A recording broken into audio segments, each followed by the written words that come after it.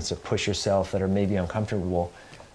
Honestly, I think it's from seeing patients. Okay, so if you look at the healthiest person who ever walks in the door at my clinic, like they look like they're carved from solid granite, some sort of fire-breathing CrossFitter who's just completely ripped and the healthiest person you've ever seen.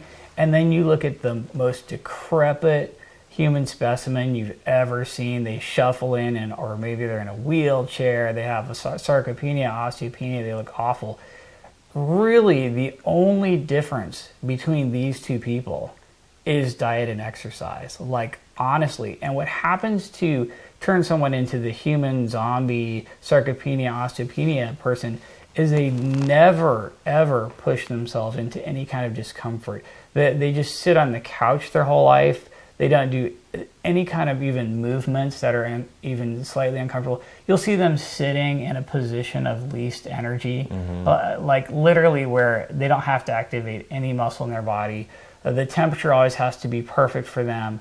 They barely move. They never push themselves to do anything difficult or exertional. Every bit of glucose that they're running their body off of, they ingest instead of making their own glucose the hard way via gluconeogenesis out of protein like your ancestors did, right?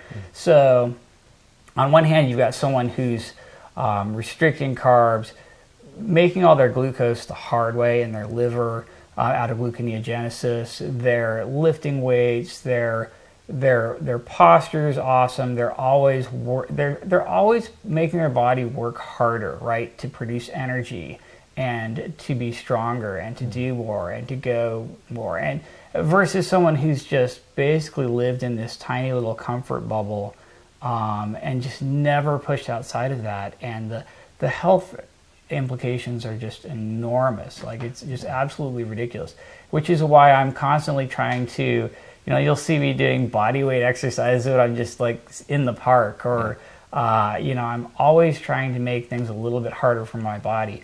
Thermal loading, body weight exercises, making all my glucose from scratch the hard way out of protein. These are all really, really good strategies, but they all involve discomfort, and it's just a lot of work. You know what I mean? It's easier to just lay in bed and just atrophy your whole body down to nothing. Right, and just hit Uber Eats and have food delivered and right. stuff like that. Exactly. So, I mean, as a practitioner,